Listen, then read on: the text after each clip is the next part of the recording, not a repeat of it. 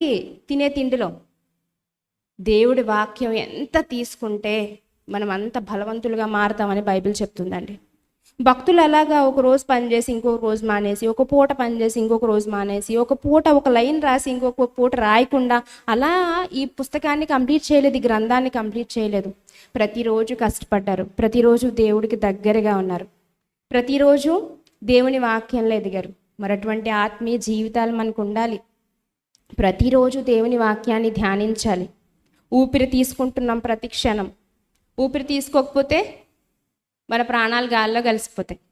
ఊపిరి ఎంతగా తీసుకుంటున్నామో అలా దేవుని వాక్యం మనం ధ్యానించాలి, పుస్తకాలు తెరవాలి, చదవాలి.